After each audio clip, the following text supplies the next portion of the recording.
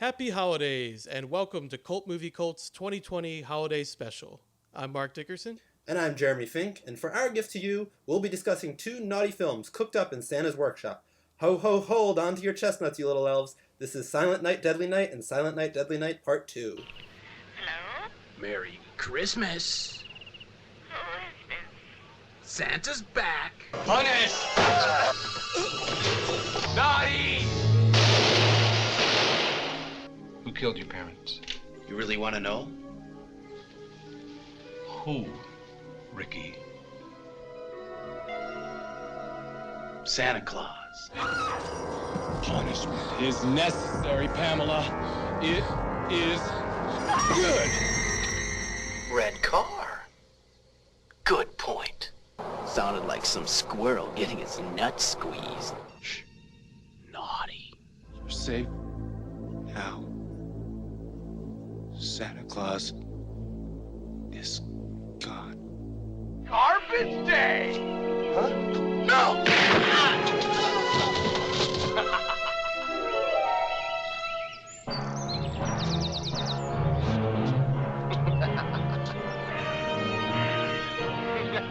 Silent Night, Deadly Night is a 1984 American slasher film directed by Charles E. Sellier Jr. It follows the story of a young boy named Billy who suffers from post-traumatic stress disorder after his parents are murdered by a man dressed as Santa Claus. He grows up holding on to his terrified feelings about Christmas and eventually goes on a violent spree of punishment, dressed as Santa. Yeah, and Jeremy, coming out of a series, anytime we come out of a series to do one of these specials, it's just fun to turn the old brain off, sit back, watch a holiday-themed slasher flick like this one. And I was glad to revisit it, definitely. You hadn't seen either of these before, right? You weren't really aware of these, I don't think. Yeah, so I'd heard of them. Obviously, just being a huge slasher fan, they kind of pop up on, at least the first one pops up on every list. You kind of can't avoid it. But I was saying to Mark before we recorded here, it's one of those movies where I personally tend to go on my slasher binges during the month of October, and I've never really been in the mood for a Christmas movie during October. So I never took the plunge on this one, and now I finally did, and I'm happy I did. Exactly. It's a trip. I mean, both of them are, and you kind of get to relive the first one, I guess, in the second one, which we'll get to, because you can't talk about one of these movies without talking about the other one. So we figure, hey, let's just do both of them at once, and we'll just call it our holiday special. So when I saw the first Silent Night, Deadly Night, I was a bit confused because I was having a feeling of deja vu. And I soon figured out why that was. It's because of the excessive use of footage from the first one in the second one. Because I believe I had seen the second one first. So that was a little confusing to me at first. Because when I first had wanted to talk about this and I rewatched it, I was a little confused, and then I started to realize why that was. Because I wasn't, I went straight to the sequel. After seeing like a meme online of how bad the acting was in the second one and how funny it was, I just wanted to check that one out, and I didn't think it had much to do with the first one, so I just watched that on its own, and then soon realized that they used actual footage from the first one in the second one, And quite a bit. quite a bit of it. So we're gonna talk about that. But I do want to first focus on the first movie because there is a lot to discuss, I think. It's very interesting in its own right, and not only because of the background that went into making it and the movie itself, but also the controversy that arose upon its release or shortly before its release. There was quite an uproar about seeing someone dressed as Santa killing people. Which we talked about a little bit, Jeremy, before we started here. It's kind of funny because it had been done before in a few movies, actually, I think. At least a couple that, just off the top of my head that I could think of. I think Christmas Evil was one. There's a couple, at least. So why do you think it is that for some reason this one is the one that resonated with people? Do you think it was just the time period or the timing of it? Or Yeah, I don't know. I mean, we're talking about, like, peak Reagan years. Yeah, the 80s conservatism. It was the Reagan 80s with intense conservatism. I don't know. Yeah, maybe it's the title. Maybe it's the fact that it's playing with the song Silent Night, which is considered, a pretty, like, it's actually a more religious Christmas song. Right. That might be, you might be right on that. So it might be a title where people hear Silent Night, Deadly Night, and it kind of goes against all of the wholesome values that they've been raised on. Yeah, because I don't know. I mean, at the end of the day, I would guess that the controversy happened before a lot of people saw the movie.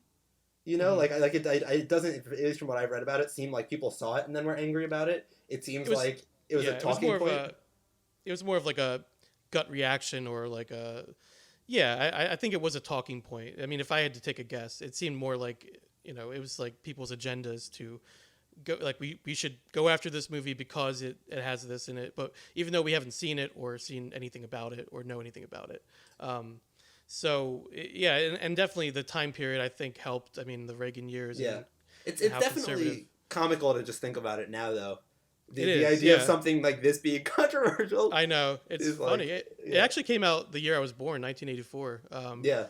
Which is funny to think about. But so I want to get into the film a little bit and just talk about the story because, to be honest, and I still feel this way, and I will back this up again. I feel like this is actually the first one, at least, is a pretty decent slasher movie. I mean, if you're looking for a slasher movie to watch, this is by far not the worst you could do. No. And I've also seen a lot of slashers that had a lot less in the way of explanation or motivation for why the killer does what he does. So whether this is to the film's credit or not, or whether this is a quote unquote good film or not, that was one aspect of it that I found pretty interesting and engaging, actually. Like there's an actual plot and an actual story and a reasoning for why this is all happening, which is more than can be said for a lot of slasher movies, I think. I mean, clearly this was made to bank on a certain exploitation of the imagery of Santa Claus, murdering people. Yeah. But having said that, I feel like there's more, I would say, motivation or backstory to what's happening than you would think or than you would normally let on. I mean, were you surprised by that amount of backstory? Yeah, I mean, I was. I think that in my mind, what this was going to be was just a movie where there's a killer dressed as Santa and it's kind of like a whodunit slasher. Because that would be traditionally more what you would see in a movie. More like this. Black Christmas. Yeah, like Black Christmas. Yeah, which once again, we're going back a year here, but if you haven't gotten to watch Black Christmas or listen to our episode about it, highly recommend you do both of those things. Get some eggnog get some eggnog. It's great. It's a great movie. It's a certifiable horror classic. But yeah, so I don't know. It was surprising. Just to start going into the actual plot and events of the film here. It starts out with a family visiting their their grandfather, the grandfather of the family, who is kind of non-responsive. I don't know if it's supposed to be some type of late stage dementia. Yeah. But the parents leave this kid Billy, who's probably like 6, 7 years old, alone with his grandpa. The grandpa turns to him and goes on this very strange little soliloquy about how Santa Claus is actually out to get. That's a good way to put it, soliloquy. He's like, out to get. I mean, it's definitely hammy, whatever it is. It's very hammy acting. Yeah, but I love that scene. And very convenient, which I love, because that's the kind of thing you can get away with in a pulpy slasher film, where the sequence of events that line up are very. There are a lot of coincidences, which is great. Like, so his grandpa, as he says, goes on his little soliloquy. He tells the kid that Santa is looking for people who have been naughty that he can punish. Before that even happens, the parents are kind of, like parents do with Christmas, they're building it up and they're talking to their children and getting them all excited about Santa coming and he's going to give you these presents. And then we go to the scene with the grandfather in the I guess he's in a nursing home, and the parents leave Billy alone with him, and he just kind of goes off. He actually was not speaking at all when he's around the parents, and then he just starts to go into, like you said, Jeremy, this soliloquy. Yeah, very coherent. Like just totally like he goes from being lucid, catatonic to totally lucid in like a second. And talking about how he better, I guess Billy better watch out for Santa. If you're naughty, he'll punish you, and things like that. And spoiler alert, Grandpa never comes back. That's the only scene with Grandpa. That's the only scene we get with Grandpa, which is amazing. I love that. He leaves an impression, though. Yeah, it's a good scene. And there is a little bit of acting like that where it's a little hammy. Well, obviously the main, I have to look up his name real quick, who plays the main I believe slasher, that is Billy. Brian Wilson. Robert Brian Wilson. I don't believe a relation to Brian Wilson. Of yeah, Boys. I don't believe, but maybe. But it could be argued he's a little hammy, but with some of the lines like punish, kill, but Yeah. I mean, really, how can you say those lines and not have them be ridiculous? But anyway, overall, I thought the acting in the movie was pretty, it was pretty decent. It was fine. Now, when I say that there is more like reasoning behind things in this movie than you see in most maybe horror movies or slashers, I say this because, you can see why something like what happens in this opening scene would be traumatizing to a young child. Whether or not they would go on to murder people, that's up for debate. Maybe if there's an imbalance or something like that. But so what ends up happening is when they leave the orphanage, or I'm sorry, when they leave the getting ahead of myself. Yeah. When they leave the when they leave the nursing home, we actually have a short scene of someone dressed as Santa robbing a convenience store, I believe, and kills the clerk when the clerk pulls a gun on him. And what ends up happening is I believe they stop. I don't know if they stop to help someone on the side of the road dressed as Santa, or they're kind of like, they're laughing like, oh, look at this person. They're probably going to a holiday party or something like that. I do believe they actually stop. Yeah, he's like waving them down, I think. Yeah. And then so he ends up shooting and killing the parents, this person in a Santa suit, and which I just like to make a note of that, which I thought was an interesting thing, because you have this guy dressed as Santa who goes from being like a petty thief who's just trying to rob a convenience store to being a brutal, vicious murder rapist. Yeah. It's like, I know, it's like, was he going around looking for? Yeah. Because you could almost argue the first time he killed someone, it was in self-defense, and then you have this scene where it's just like you said, completely brutal. He just snaps. And he's like a lunatic, like he just he's like a maniac in a Santa suit basically on the side of the road, and he ends up shooting his father and like assaulting Billy's mother and killing her as well. And all the while Billy is watching from the car, or I think he's actually like hiding in the bushes at this point, like running away, and Ricky is there as well, his younger brother, who's gonna become very important soon. Not very much in this movie, but in the next one he will. He's there. Yeah, so he's there somewhere in the background.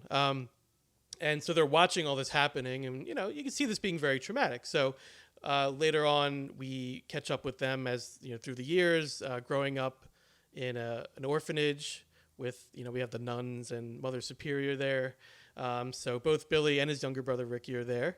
But we really focus on Billy, and he's a very disturbed young child, I would say. He's drawing violent pictures of Santa Claus being killed, and this obviously concerns the nuns and Mother Superior, and they allude to this sort of brewing evil with Billy, and they say it seems to get worse for him every Christmas. And so from there, we kind of have the like a typical scene you see in a slasher movie where a young couple is getting a little amorous with each other. They start getting start having sex. They're getting a little naughty. Getting a little naughty, exactly. And Mother Superior catches them. I think Billy actually watches them. I didn't know if they were like people that worked there or who they were exactly, but... or if they're supposed to be like 18-year-old orphans, because in horror movies, in horror movies, anyone above the age of 15 looks like they could pass for 40. So they might have just been slightly. They might have been 13-year-old orphans. Yeah. For all we know, I don't know. Up for debate, but whoever they are getting a little naughty in like a janitor's closet or something like that. But anyway, so Billy witnesses this, and Mother Superior sees it, and she starts pulling out the belt, giving them a whipping. And because Billy has seen this, she also whips Billy as well. So again, very more traumatizing going on with Billy. So they're really setting this up, is what I'm saying. Like, they're really showing you how this could happen. Yeah. There's some serious character development going on. He's not just he doesn't just decide to go do his thing. It's slowly drilled into him. He even punches out a visiting Santa who comes to the orphanage. Yeah.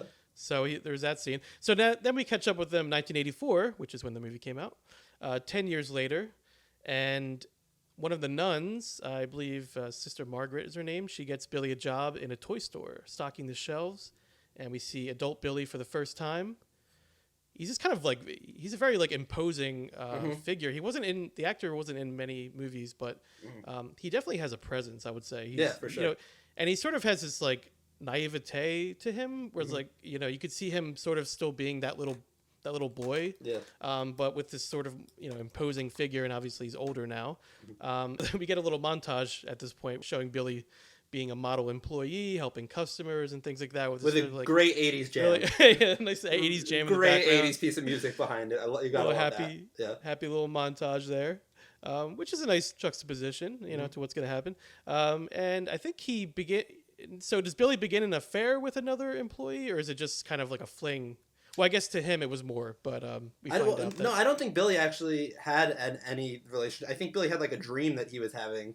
Oh, that was only a dream. Okay. Yeah, okay. He had a dream that he was having some, as we said before, naughty relations with this coworker of his, and he wakes up all freaked out because of his dream. Okay. Okay. Realistically, it seems like the coworker is having a little bit of an affair with another coworker who's kind of a schmuck. Yeah, you that's how I described him. Actually, in my notes was like schmuck, yeah, or just like a kiss ass. He's just like, everyone works with someone like that. I feel. Yeah, he's a classic like 80s from the minute he comes on screen, we're like, oh, this guy's supposed to be an antagonistic presence. He's gonna be trouble. This guy, he's definitely gonna get killed. Yeah, exactly. Yeah, you know it, which is great because what's cool about this, and this is something because we haven't actually. Other than Black Christmas, I think we've hardly talked about slashers at all on this show, which is not wild. as much as we want to, Jeremy. We definitely will do a slasher series at some point. Yes, but like what's cool about the slasher genre and that I love about it, particularly in the 80s, is that it's so driven by formula because there were certain things they had to hit. And obviously we could spend a whole episode going into the history of slasher films, but briefly a lot of it was they were trying to compete for. It was when you got the first kind of wave of VHS tapes that people could buy, and so they were all trying to compete to see who could do the most shocking thing. That way, when people were like talking about it with their friends, trying to decide, like teenagers trying to decide what movie they were going to watch together on a Friday night, they wanted the one with the most intense gore, the most gratuitous nudity. They wanted all that stuff. So there were kind of these landmarks that you had to hit in a slasher film. Yeah. And I think this one understood its genre, but also did some pretty interesting and creative things to subvert that as well. Definitely. And you get into the video nasties and like you said, Jeremy, it's like a lot of these movies came out and they immediately wanted to have some sort of rep, because there were so many at this time. They wanted to stand out in some way with their own killings, with their own creative use of violence, of a phallic weapon. Exactly. Yeah. I mean, because like you said, they always have the certain beats they hit. It's like there has to be certain things there for the film to be a slasher, but that's the fun of it. It's like how do you play around with that? How do you change it up? What do you add to it? To make it more over the top or stand out more. So you saw a lot of that at this time, and that's why I think the fact that this even exists is really just due to that, because they, I'm sure the filmmakers just wanted to top whatever else was out at the time, and put their mark on it. So that's where what it comes down to, I think. But anyway, so back to the movie. So the Christmas time is coming, and you see around the store where Billy works, you see more imagery of Santa, and Billy's beginning to feel a little naughty. Like I said, he the actor who plays Billy. Robert Brian Wilson, he's just he has this there's something about him. He has that charm to him, but then it's mixed with this darker, more sinister side, and I think he for the most part plays it pretty well. Like I said, the script. Yeah. There's only so much you can do. You can only there's only so much you can do. I don't think they were on set saying, "What's my motivation?" Yeah, no. I think it was like, this is what you're doing. I believe this was like this must have been either his first role or early role for him. First big lead, actually, it was his first role, I believe. Okay. So so that's why there is that like naive charm, I guess, to him. But also, at points he's genuinely pretty frightening, I think. And and if it was maybe played a different way or in a different movie, a different director or whatever, I think it really could have been even more effective. But again, somehow everything he's doing makes sense to him in his own head, and that's like the mark of a good villain or a good killer, whatever, slasher, whatever, like as long as it makes sense to them what they're doing, then you can kind of go along with it, I think. And that makes like, even just villains in movies or in comic books, like the Joker is like the one that always comes to mind for me, just like a maniac who's completely evil, but you kind of get why he does what he does because he has his own way of thinking of things. So Anyway, so that's Billy, and he's getting a little more sinister at this point. And then the boss of the store makes the mistake of asking Billy to play Santa for the store. And this does not go well. No. This is where things really go off the rails. And also, Jeremy, I do like that once Billy puts on the Santa suit, it's on him for the rest of the movie. Yeah. Like he becomes truly deranged. Santa. Yeah. He becomes Santa. And he's just mumbling things like naughty and punish. And they really went all the way with it, with what they had, I guess. So that's something to be said for this movie. And I also like the scene very shortly after this where he's playing Santa and having the kids on his lap. And it's like I was actually laughing and kind of cringing at the same time when he has these kids sitting on his lap and he's like whispering to them these like demonic things and about, how he's going to punish them and, kind of funny, but also pretty creepy. Yeah. That was definitely one of the most actually disturbing. Yeah. See, I don't think it was really supposed to be either. I think they probably threw that scene in.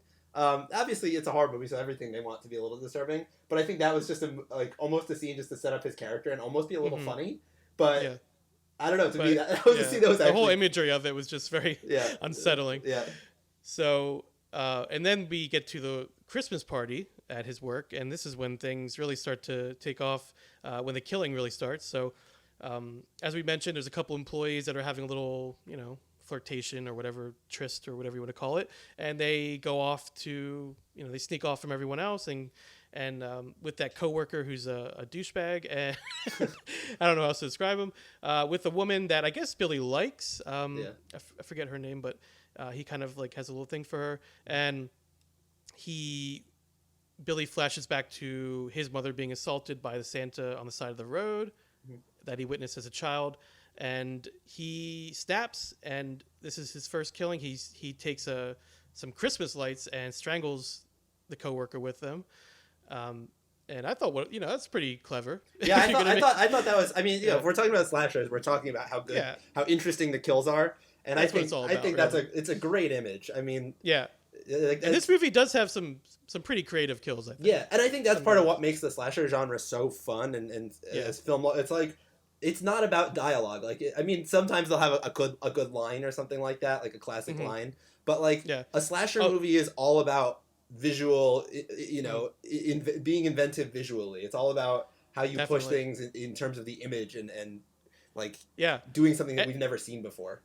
And good lines, like you said, Jeremy. And speaking of good lines, there is a very good line in this scene where, so I guess her name is Pamela, the one coworker. So then he attacks her and he says, punishment is necessary, Pamela. It is good. And then he stabs and kills her. I'm not going to do that justice, but I just I really like the delivery of that line.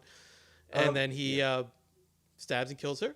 Yeah, would like to make a note about that scene. She it was a little weird. That was one scene where, as a 21st century viewer looking back on this, was a little cringy because she was being assaulted by this dude, and then he murdered the dude, and then she was freaked out because so I guess what I'm trying to think his reasoning of murdering her. So I guess because she was gonna tell on him, or I don't know exactly. I maybe it was just because or freaked out by him. I guess freaked out. I don't know if it's because she was freaked out on him and called him a maniac or whatever the exact word was. But I can definitely of all the people in that scene, I feel like I definitely identified most with her position. Well, I mean, he is a villain. I mean, he's evil.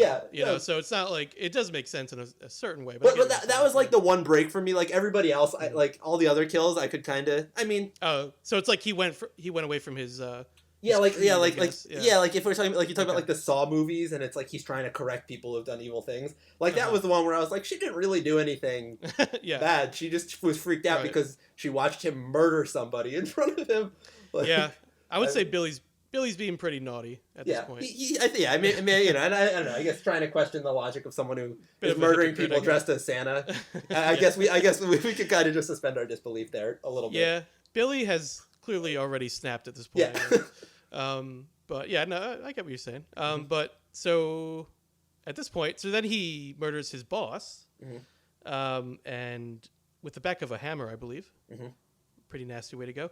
And then the lights go out in the store, and the remaining guest is she discovers the bodies and panics, tries to call police, and Billy kind of stalks her around the store and kills her as she tries to escape using a crossbow. Yes. From the sporting goods section, I guess. Yeah. A lot of real weapons in that toy store. Yeah, but it's funny because then when you look at the dart that goes in her, it looks like a toy almost dart. Like a toy dart, yeah.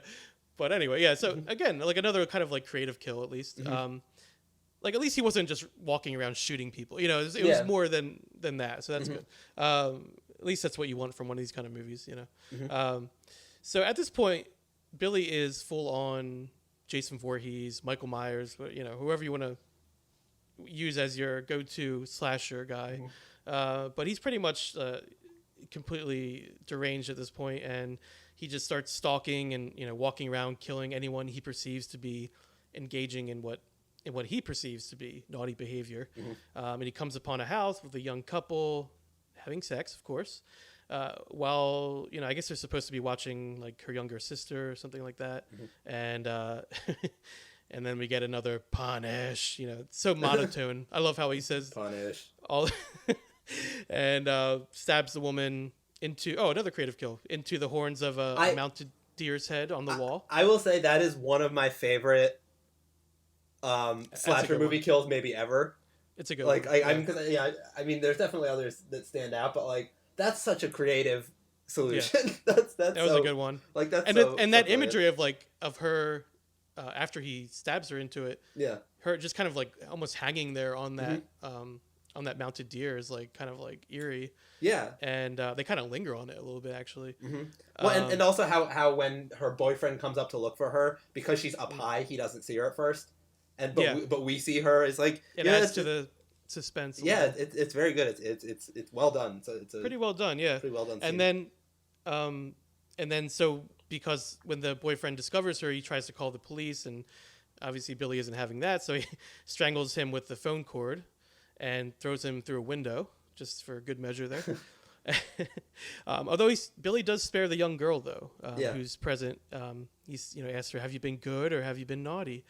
And gives her like a bloody pocket knife. I believe it's a bloody box cutter as a gift. Oh, box cutter. Okay. Okay. So he got it from the stores. That makes sense. Yeah. It was what he killed. I forget her name, but the coworker he was crushed out on. Oh, okay. He killed her with that, and I guess he put it in his Santa pocket.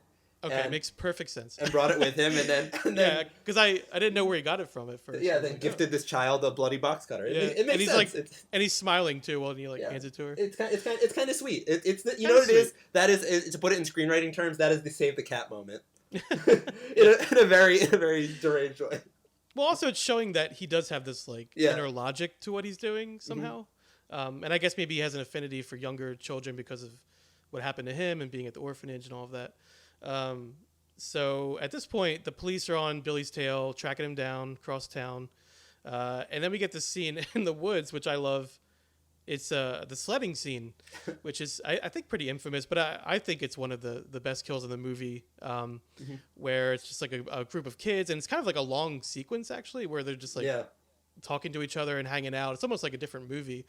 I don't know if they were just trying to pad that runtime or what, but we have this whole scene with them, and but it's kind of like this nice, it's just like a bunch of friends in the woods, like hanging out, shit talking each other, and one of them, they're sledding, and one of them goes down the hill, and by the time he gets to the bottom of the hill, he doesn't have a head. But it's funny because he just keeps sledding down the hill. This headless corpse is just going down, and I guess he slashes his head off or whatever he did. I will say I did actually really like that whole sequence, because I think that we're so used to in slasher movies, and by 1984 the slasher genre was well established. We were already kind of getting into the second wave of the slasher genre where it started getting a little weird. But I feel like in slasher movies, whenever we're introduced to characters without context, we just assume that they're going to be the next victims. In my mind, I'm like, oh, why are these kids who are sledding going to be murdered? What's gonna happen? And they had the whole nice thing where we hear the little jingle, of maybe he's coming. But then you start thinking no, he can't just murder these innocent kids. They're just out sledding. And then we have the whole bullying scene where these bullies come. Oh yeah, you're right. So Okay. so it was Yeah. like, I don't know, it's makes one of sense. those things where, once again, a nice little subversion, because I was ready for those kids to get murdered, and then they just walk away and probably never realize how close they came to maybe being dead. Yeah. So yeah, once again, just a cute little, I don't know if cute is the word, but a fun little subversion. Yeah. Maybe Billy just saw an opportunity there. Yeah. With the sled coming down. Yeah. So we have that scene. And now we're coming towards the end of the film. And again, this is sort of an accelerated discussion because we're going to try to talk about 2 movies here, or at least 1.5. And so Billy returns to his childhood orphanage that we saw from the beginning scenes. And he's still, of course, dressed as Santa.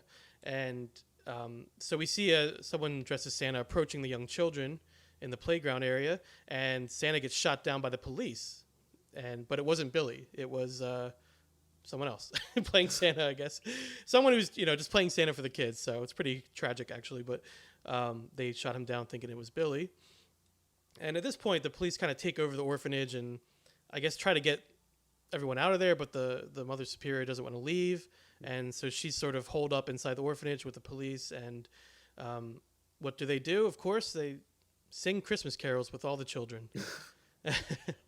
But it's kind of nice having the children singing, and then what's going on outside. Then we have one of the policemen goes outside to check on what's going on and gets killed with an axe by Billy. And he gets to the doors and he's like waving at the kids to let him in. And that's when he has his confrontation with Mother Superior. And she keeps yelling at him, "There is no Santa Claus. There is no Santa Claus." And Billy raises his axe, and that's when he gets shot by the police.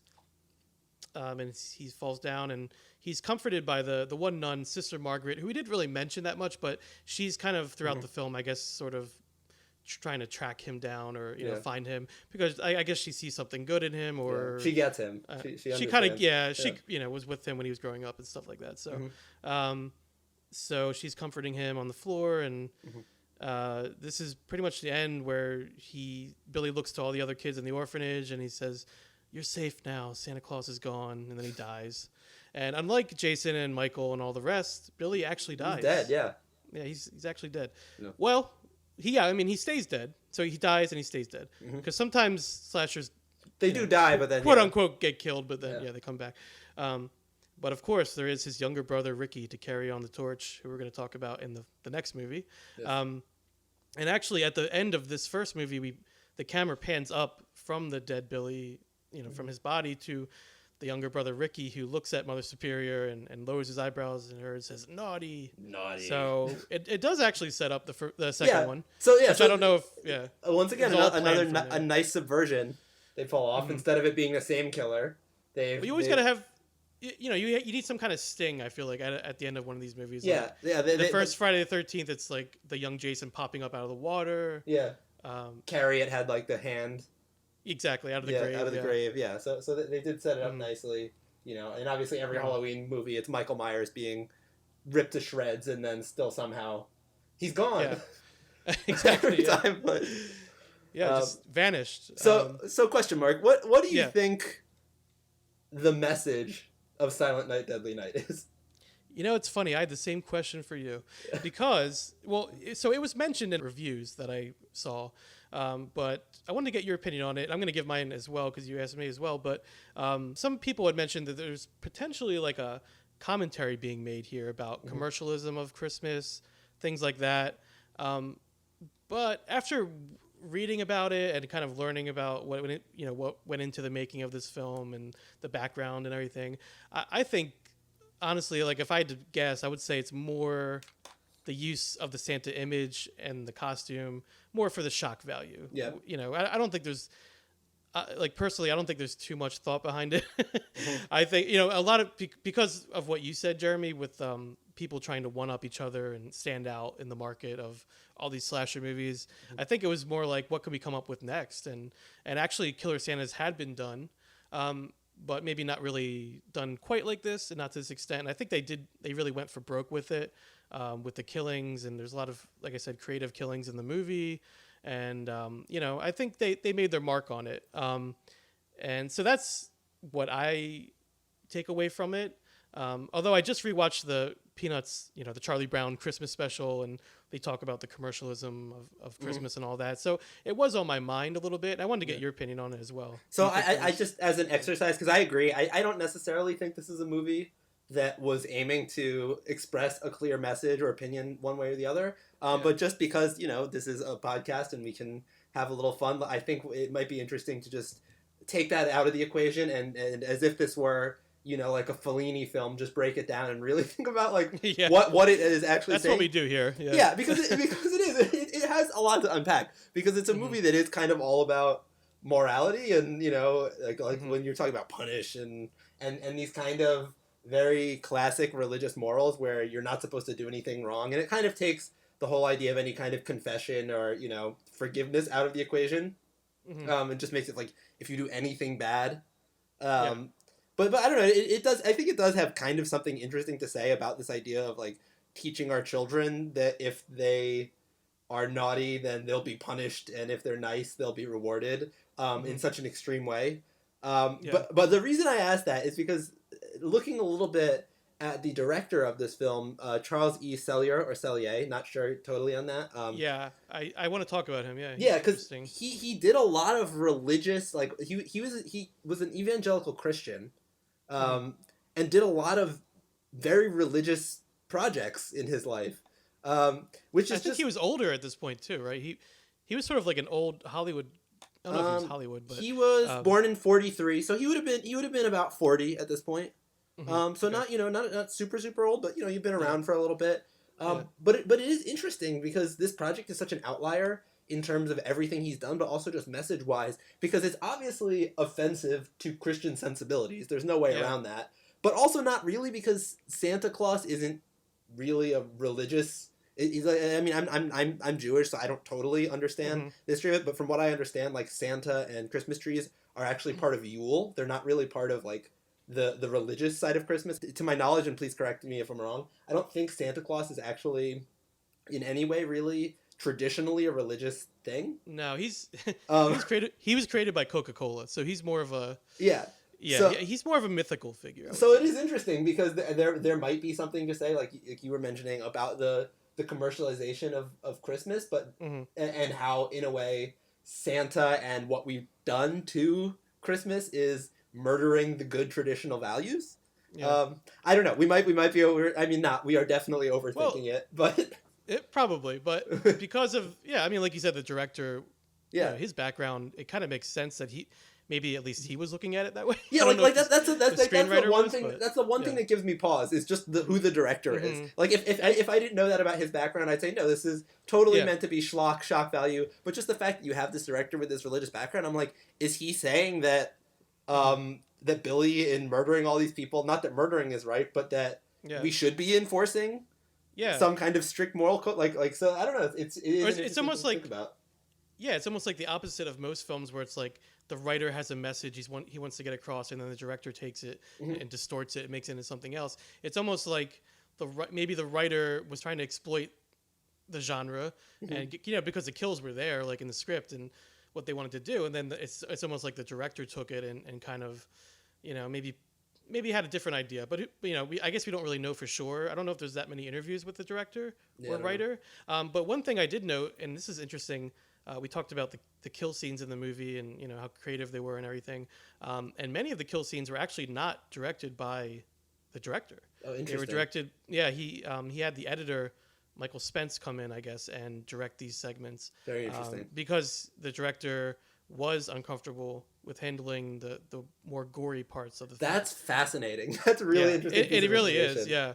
So it's almost like, and we actually see this a little bit with the second one as well, which we'll talk about, but it's almost like a director, it was sort of like a director for hire, and he didn't really believe like what he was filming, and he didn't really want to be a part of it, but it's almost like he was doing it as a favor to someone else, and it was like one of those things, which like, all right, twist my arm, I'll direct a movie, Yeah.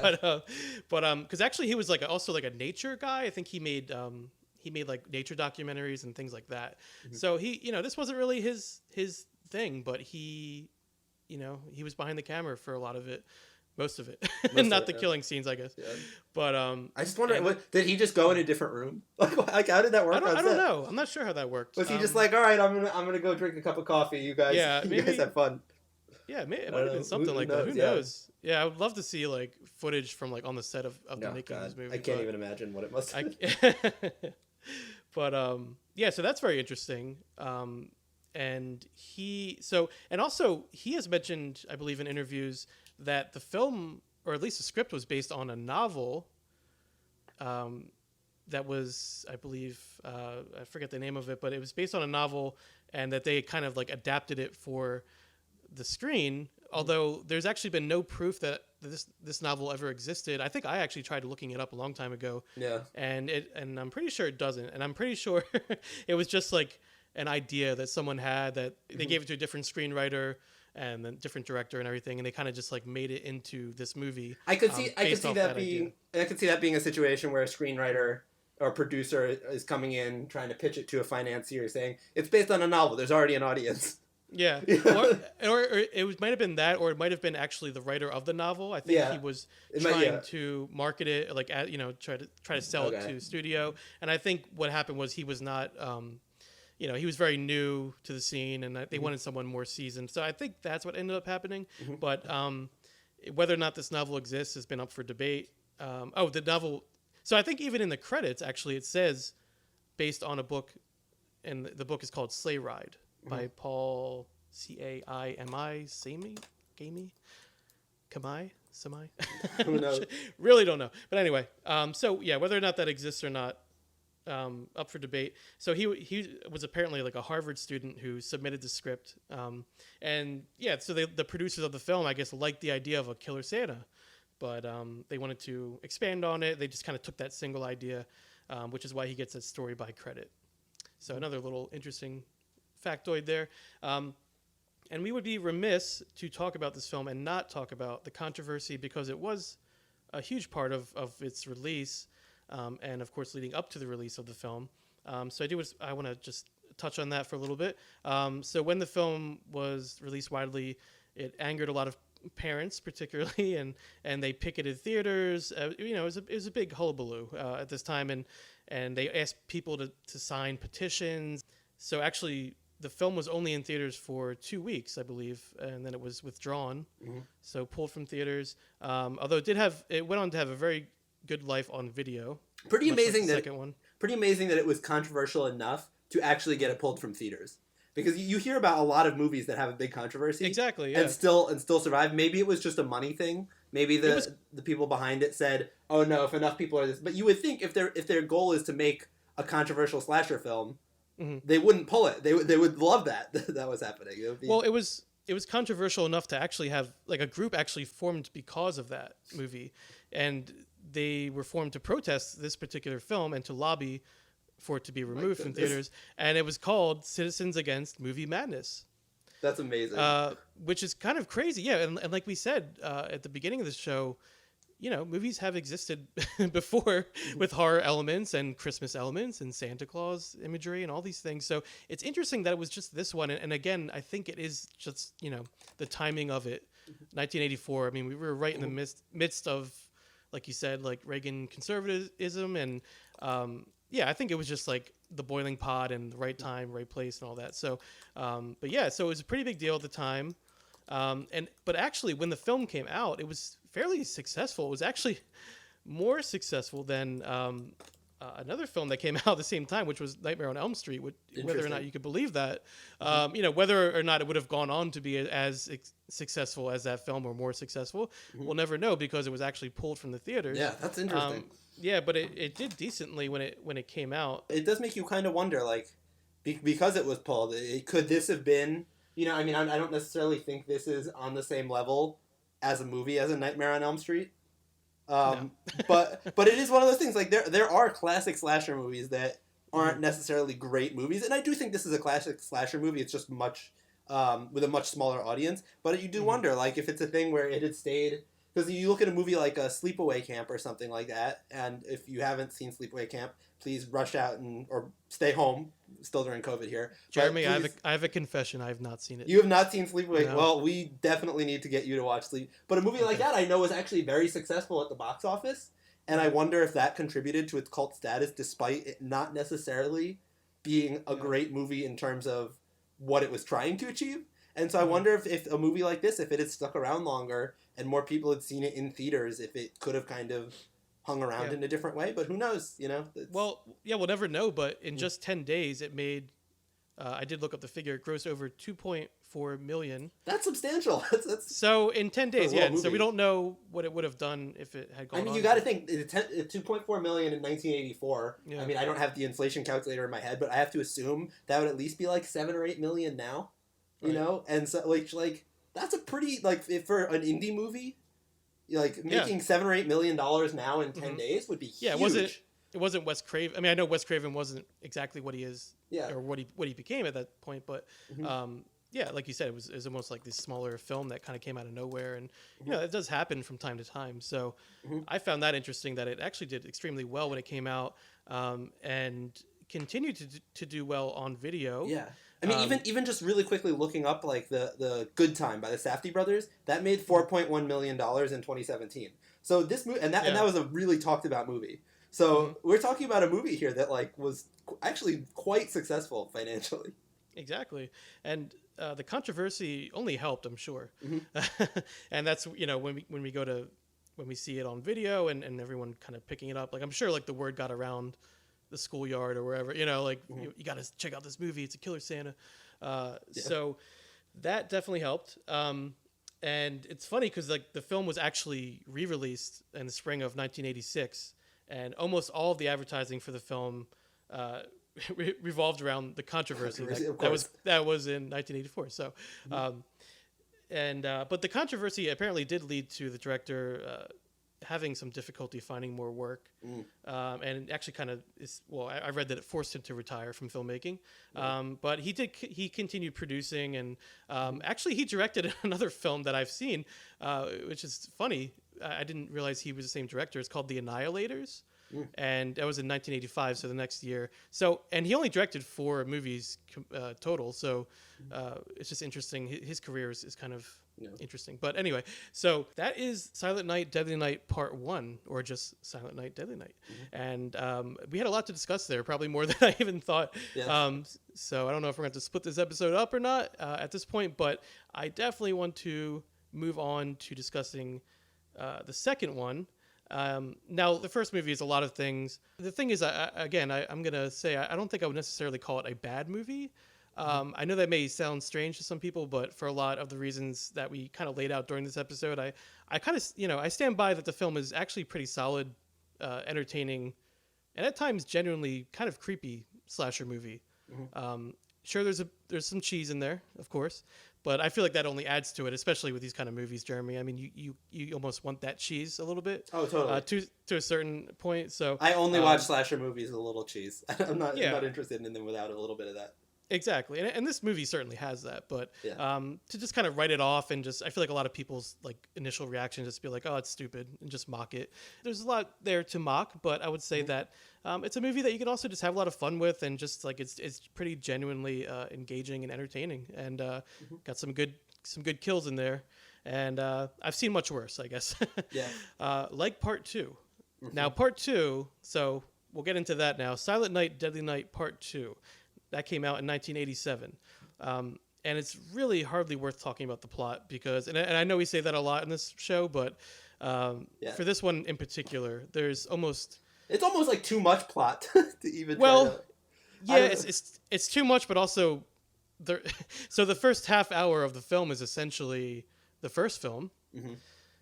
Literally the first film. Like it's not like they're talking about what happened. It's not like, sometimes you'll see in a sequel where there's a few little flashbacks. Like the first half hour of this film, of Silent Night, Deadly Night Part 2, directed by Lee Harry, is literally about 30 minutes of footage from the first film, condensed down the entire story. You get from the first scene of the first film to the last scene of the first film, bits and pieces of the entire story of that. as narrated by our protagonist / Ricky. antagonist Ricky, who is the little brother in the first movie. Silent Night, Deadly Night. He is the one who, after that horrific scene with the parents, we get one little shot holding on him, and he's also the one at the end who he says naughty, and he's just telling the story of his older brother, including details that there's no way he could have known. I know, that's the funny part. That's the funny part to me. Yeah. It's like he was he was hardly in the first movie, and then I mean you could argue that he would know some of this stuff, but some of the things that he talks about in this movie, there's just no way he would have known anything about exactly. Like there are things like I guess you could make the case that the murders would have made the news, and he would have heard about maybe how the murders happened. But like there's stuff about like his older brother being punished by a nun briefly. There's stuff like, they had things like I heard my brother screaming when the nuns attacked him in the orphanage, and which, hey, it could have happened. Could have happened. Like, sure, why not? Maybe a little bit of a stretch how much he knows, but once again, we'll suspend our disbelief. But yeah, so the first half hour, just to knock that out of the way, Silent Deadly Night, the first movie, right? We should explain the wraparound. I guess we can. Yeah. Well, so the second movie, the basic premise of at least the first part of it, is that Ricky is now being evaluated by, I believe, it's a psychiatrist. Mm-hmm. And he's telling the story of what happened with his brother in an institution, by the way. He's in an institution. He's not just sitting on a couch venting. He has been institutionalized because we assume that he has done something horrible that has landed him there. So he's telling the story to the criminal psychologist who's speaking with him, and it's essentially a retelling of the first movie, and we get tons of reused footage. And that so the first half hour is essentially that we're kind of just catching up with what happened pretty much from the first movie, which is why I felt like I had seen the first movie when I hadn't, because I had seen the second. Because one. You had seen the first movie, essentially. The second one makes excessive use of footage from the first movie. Although oddly enough, it cuts out some of the gorier moments, which is something we'll talk about a little bit later. What you saw was the Spark Notes version of Silent Night, Deadly Night. That's pretty much what it is. Yeah. But from there, we do get some new footage. Actually, a lot of new footage at that point. So if you can wait out the slog of that first half hour. I mean, I'll be honest. I fast forwarded through. Oh, same, absolutely. Yeah. I was clicking in 20-second increments, and if I heard voiceover, I stuck around because granted, some of the voiceover is good. But, granted, I was watching it for this podcast, and I had literally finished watching the first one 5 minutes before, and did not feel that I needed to rewatch it at that point. Yeah, I mean, most of the scenes in the beginning are just him talking to the psychiatrist, and then we're cutting to this old footage that we've seen from the first film. And where he's talking about his brother and everything that happens with him. So it's funny because these new scenes that were filmed, at least I felt like you could tell they really were dragging them out as long as they could. They really linger on each shot of each person. Yeah. It's just two people in a room talking, but that's and then we get these, like we said, these almost these almost Ed Wood level gimmicks. Like the recycling of footage at play here is just it's wonderful. It's amazing. And so you have that, and then this film, part 2, is also notorious for its questionable acting and over-the-top violence. So even though we have the creative kills from the first one, which we actually see again here, a lot of them, we also get some new kills towards the end as Ricky's going on his own rampage, and a lot of these are extremely almost goofy, over the top. So not really as bloody as just really out there. And the main actor I want to talk, who plays Ricky, Eric Freeman, I don't think he did much else, but he's very notorious for this acting, for this role. And I believe he comes from the school of eyebrow acting, where he just moves his eyebrows around a lot. I saw one of the trivia on IMDb was how many times he moves his eyebrows in the movie. He brought quite a bit of intensity to this. Yeah, I guess you could call it that. I don't. It's something. It's very unique. Yeah, I'll certainly say that. It's but there is something about him. He's just very, I don't know, sort of magnetic. Yeah. Oh yeah, totally. And I just love watching him in this movie. And you kind of get the idea that he was being told different things from different people, maybe from the director, from the writer. It's almost like he didn't have, he couldn't really nail down the character because it's so off the wall. Yeah.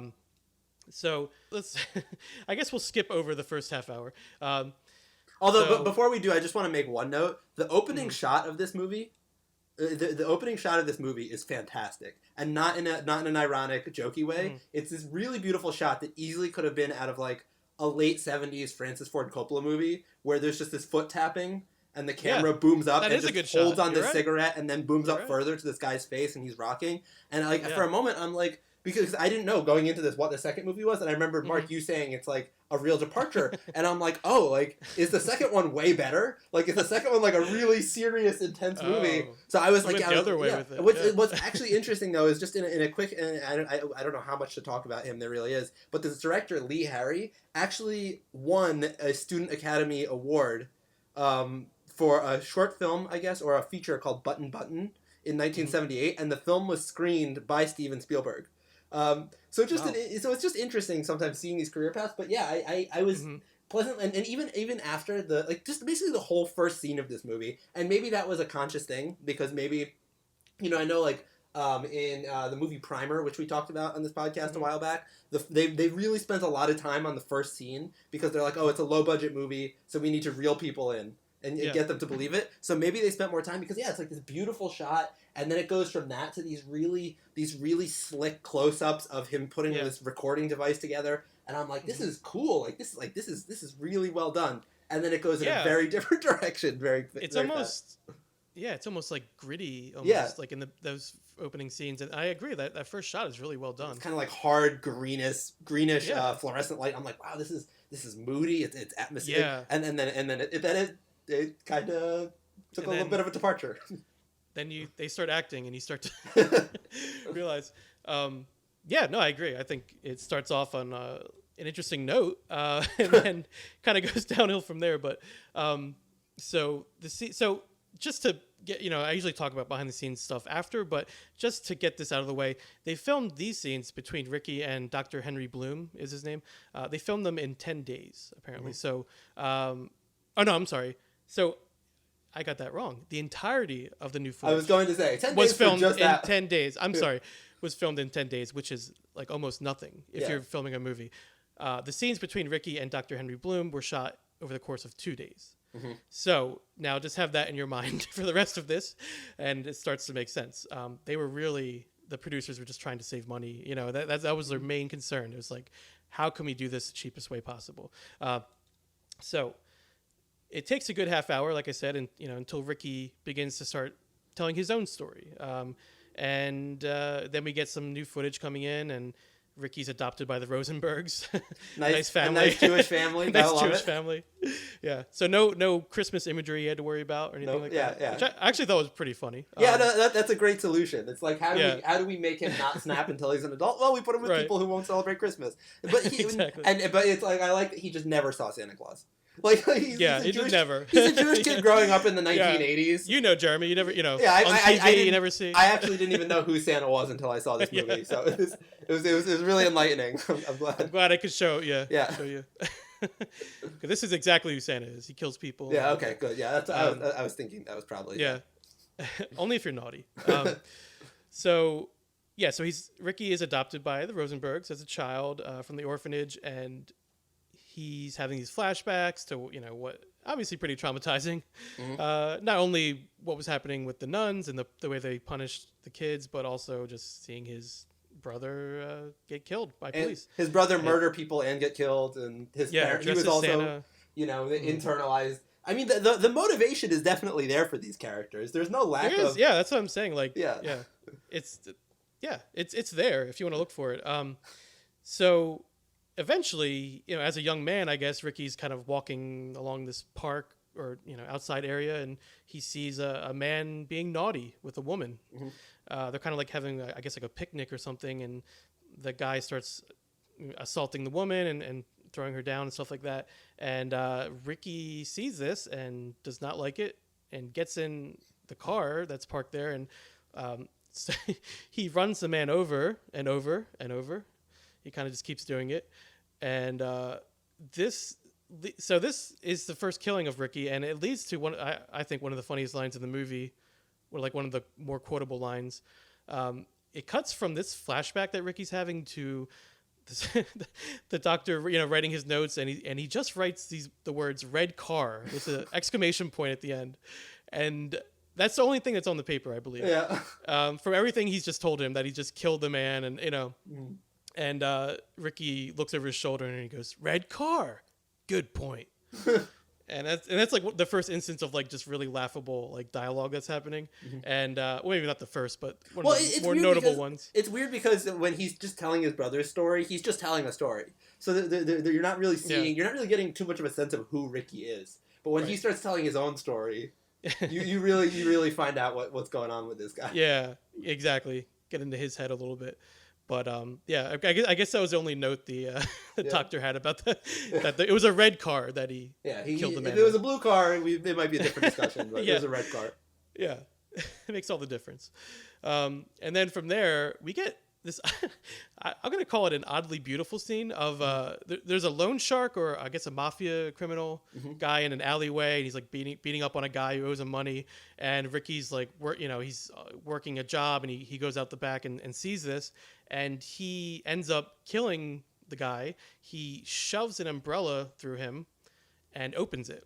So he like essentially stabs through him with the umbrella. Yeah, which is a blunt object. There's no blade on this umbrella. It's a dull umbrella. Right, but suspension of disbelief.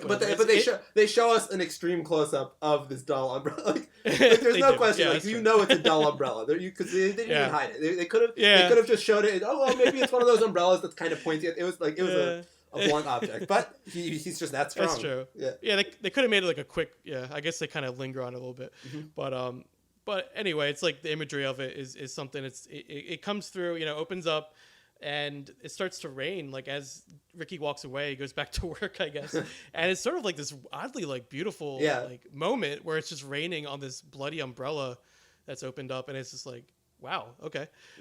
Anyway, so and then we go to the next scene where so eventually there's this woman Jennifer, who Ricky starts to date and starts to have an affinity for, and he's like the first character that besides the Rosenbergs that we see Ricky having like a sort of normal relationship with, I guess, and they eventually go to a movie together, sitting in a theater, and another bizarre moment here, Jeremy. I want to talk about this because so. Even the movie that they go to see in the theater is silent.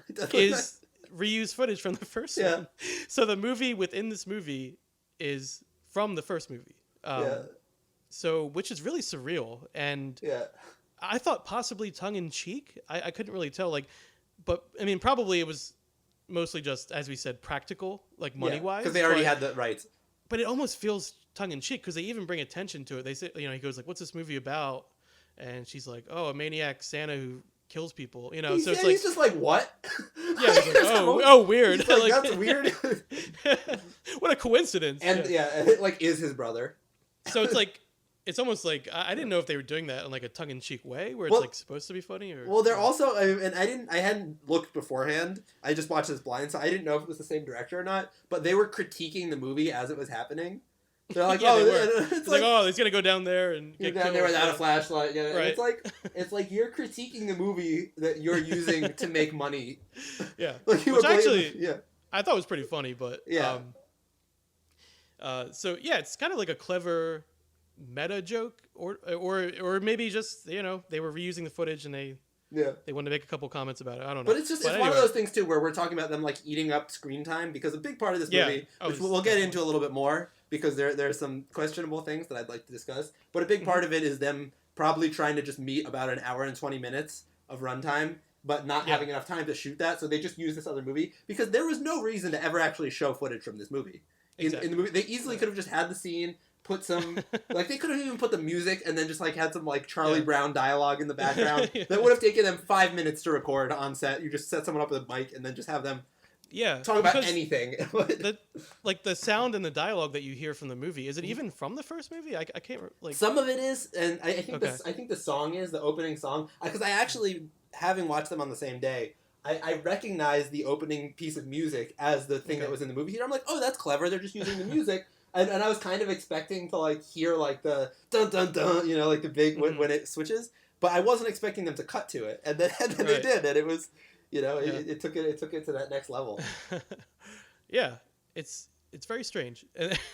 So anyway, I think at this point the killings start. I mean, at least I thought they started to get a little more, like even more over the top and like cartoonish. Mm-hmm. And so Ricky still has this naughty thing in his mind. So the guy in the seats behind him, I guess, is acting naughty and like, you know, shouting out the screen and like being obnoxious and all that. Which I thought that guy was so funny. Yeah, that guy was he was pretty funny. So funny.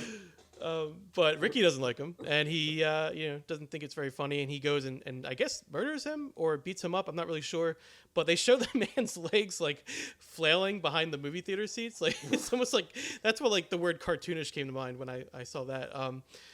And then so then we get the scene with that really sets everything off on this kind of killing spree that Ricky goes on. We see Jennifer's old boyfriend Chip. You know, and once you see a character named Chip in a movie, you know they're just going to... It's bad news. There's no good Chips. A real jerk, you know? Yeah. There's no good Chips. Except chocolate chips, but outside if you are a good Chip, yeah. If you are a good Chip, write to us. Let us know. Yeah. I do like those kind, yeah. So he is kind of brazenly, I would say, flirting with Jessica in front of Ricky. Ricky does not appreciate this. And we have the scene where he has the jumper cables hooked up, the hood up in the car, and Ricky takes one of them and clamps the jumper cable inside Chip's mouth, which made my teeth feel weird. Like hurt my teeth watching that. And then he turns up the voltage, I guess, and we see Chip's eyes explode, which is just cool. Like nonsensical as all hell, but cool. Again, like slasher movies, you want to one-up things and you know, bring things to another level. That's how you do it, right? No, it's once again great visual. Yeah, very inventive. And then so he turns on Jennifer at this point, and like we mentioned in the first movie, with Billy turning on the female employee who he is supposed to be helping in that scene. We kind of get the same thing here where. I guess Jennifer's like, "Oh, you're crazy," or "What are you doing?" And Ricky turns on her and ends up killing her, and he also kills a cop in the scene. And he goes on sort of like a killing spree here, leading up to what has become a very famous internet meme, and I'd be remiss not to mention it. And my favorite line from the movie, which is "Garbage Day," when someone's taking out their garbage, and Ricky just decides to randomly kill him, murder him, and just the way he says that line and proceeds to shoot this man, and the editing also is very strange in this part.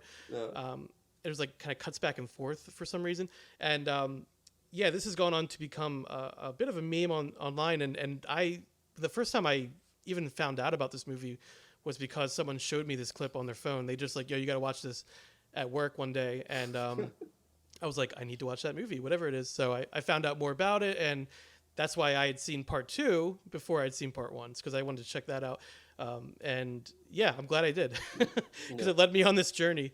But it's funny how something small and viral like that can just, lead to all this, everything else. But so the cops confront Ricky at this point, and Ricky puts a gun to his head, and I guess, going to kill himself, and he pulls the trigger, but there's no more bullets. So, and then at this point, he's actually finishing telling his story to the doctor, and actually a pretty good reveal here. I thought, when Ricky, the camera kind of follows Ricky walking in the room towards the door, and he's like, "All right, hope you had a good session," or whatever, whatever dumb line he says, and he just walks out the door, and you see the psychiatrist, I guess, was strangled to death by the reels of tape that he was using to record the audio, which was set up nicely because we got those close-ups earlier on. Like that's the confusing another thing. Like nice shot there. Like that's the confusing thing with this movie is there's some things that are just done really beautifully, and then other things. Yeah, and it might have just been a time thing. I don't know. I wonder if it's like he spent more time on certain shots. Yeah, like maybe they shot the interview stuff in the first 2 days, and they were all excited and like taking really their focused. time. Yeah. But then they went and like shot. And they were like, "Oh shit, we have to film the rest of this movie." Yeah, like damn, yeah, we spent 2 whole days shooting one scene basically in an office, and now we have to go blow up a car. Yeah, that's probably what happened, honestly. Yeah. So he leaves the room and essentially breaks out of the institution, I guess, by posing as the psychiatrist, and he goes to find Mother Superior. So he gets Yeah, we now see him dressed in a Santa garb. You know, he's got the costume on. He's in a phone booth, and he's calling Mother Superior at the orphanage and says, "Merry Christmas, Santa's back."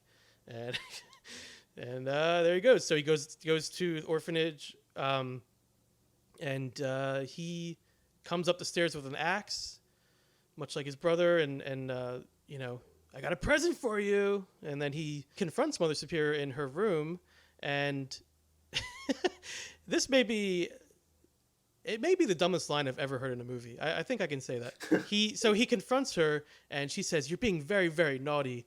And he goes, "Naughty this," and hoists his axe up, and that line makes zero sense. Yeah, anyway, there were a few. There were a few in here that definitely... There's a few, but that one in particular offended like, me. I was like, "Oh man, yeah, that's interesting." They actually went through with that. Wow. Yeah. So you see him kind of like raise his axe there, and so the next scene, the police come, and it's like these two detectives, and they come and walk up to Mother Superior, who she's in a wheelchair at this point, and they walk up to her, and Ricky's nowhere to be seen, and she, I don't know how this is possible either, but she, the one detective like puts her hand on her, and her head falls off. Mm-hmm. The Mother Superior's head falls off and kind of rolls to the ground, which implies that, you know, I guess Ricky had chopped her head off. So he's in the background there, and he raises his axe towards the police, and they shoot him, and he falls backwards out the window, and the cop who's on the ground looks over at the head and screams, and at this scream we see Ricky outside laying on the ground. His eyes snap open, and he's still alive. So he's more in the tradition, I guess, of the... Ricky might come back. The other slashers, yeah. And that's Silent Night, Deadly Night Part 2. Indeed, that's how it ends. Wow, what a movie. Yeah, if you can make it through that first half hour, there are some treats. It's definitely worth it. Yeah, for sure. And this movie definitely has a cred now. It has, people devoted to it, and they go to conventions and showings of it, and they have the actors come out. And, I think for a long time, this main actor who plays Ricky, Eric Freeman, I think he was kind of hard to pin down, or he didn't want to come out, and maybe he was embarrassed about the movie or for his own reasons, whatever. Mm-hmm. But he's eventually come around, much like the actor in the first one who played Billy. Mm-hmm. At first, I don't know if he bought into the controversy or what, but he was, he didn't feel very comfortable with the movie, but he's since, years and years later, come around, and he will meet up with fans of the movie and talk about the movie in person and stuff like that. So. Mm-hmm. People have come around on it. The director of this film I want to talk about really briefly because it's interesting in a different way from the first film. We had this kind of like lifer in the business who'd been around, maybe not making these kinds of films, but he had been in the business as a director and things like that. But the director of Part 2, his name is Lee Harry, he was primarily an editor. And I found that it was interesting. They picked him because he's an editor to direct this film, because he really didn't have any experience being a director, and he didn't really want to be a director. And if you look at his credits, he's mostly an editor. So it's interesting that he was the one to direct this, but it makes a certain kind of sense when you think about it because of how much old footage that was being used, and all the editing tricks that would go into making this a full-length feature film. You certainly had to have some knowledge of editing for sure. And he, I believe, also edited the film as well. So it's kind of like he was coming at it from both angles. Mm-hmm. So he was involved on both sides with it. They also might have been able to save some money by hiring someone to direct and edit, because they're like, we'll pay you now. He's like, if I can direct, I'll do it for this price. Yeah. And speaking of money, I want to talk about that a little bit, because that clearly went into, or the lack of money, I guess, went into why this film even exists, which is funny because to me, it's like, why even make a sequel? But I guess if you think you can make enough money from it, then totally. Even if you don't have the funds initially, maybe you can make something off of it. We're still talking about the 80s at this point. It was just a few years later, and the controversy was probably still in the. It's not like there was internet culture back then. Things probably moved a little bit slower. So the controversy was still probably in the back of people's minds. It hadn't totally disappeared 3 years later. Mm-hmm. Especially the re-release came in 86 and did well. So, it kind of makes sense. They're probably like, there's a good money. One thing I was thinking of, this is just a random thing, but it was a logic trap that I did in my head. Ricky was supposed to be 1 year old when the parents were murdered, right? don't bring logic into this. No. But we need it because I think this takes Silent Night, Deadly Night Part 2 to a whole other level. So he was 1 year. Well, he was 1 when the parents were murdered, and his brother was, I believe, 7. Because I think that was the number. I think they said something it. like that. I think they said it. I was 1 and he was 7. Okay. All right. So the brother went on his murder spree when he was 18. So that's 11 years later, right? Which would make Ricky 12 years old when all that happened. Which would mean that when this happened was 6 years after the events that happened in the other movie. The other movie happened in 1984, which would put this movie in 1990, which was 3 years after the movie came out. So Silent Deadly Night is not only one of the most interesting wild movies of all time, it's also set in the future, which is kind of cool, you know. Also, their name changed. Their last name, I think, is like different. Between the two movies. So, like, you know, obviously they were taking liberties here. I mean, I don't think they were too beholden to what had transpired. Well, they weren't, and they were, because they were literally showing you. They showed it of the first movie. I just thought that was interesting. This was a movie set in the 90s, made in the 80s. Yeah, it's kind of crazy. Yeah, it's if you try to think of it logically, it just makes your brain hurt. Yeah, it really does. And like we said, you know, the fact that Ricky as a character was hardly in the first one at all. I mean, he is there in certain scenes, but particularly the end. But it's just interesting because it's like, how does he know this? Like, you know, certain things that he just would not know about. But anyway, like we said, certain liberties were taken. And on the DVD commentary, apparently the filmmakers talk a little bit about what went on behind the scenes, you know, in regards to money and things like that. And they said that they were paid a dismal amount of money to make the film. Of course. And originally, their idea was to... So originally they were told to re-edit the first film and pass it off as a sequel. So it was actually Lee Harry, the director of this film, who said that he didn't want to do that, and he demanded that a new film be shot. You know, if he was going to direct it, that he wanted to actually shoot new footage. Though he didn't have the budget, obviously, to create an entirely new story, so he did the best of both worlds, I guess, which is pretty clever, you know, creative, I guess. Like I said, the first third of this film is essentially the first one, but with little wraparound scenes. And then it goes off to be its own film. So he saw a way around that, I guess. And I actually have a quote from him that I found, you know, just to kind of give you a little more insight.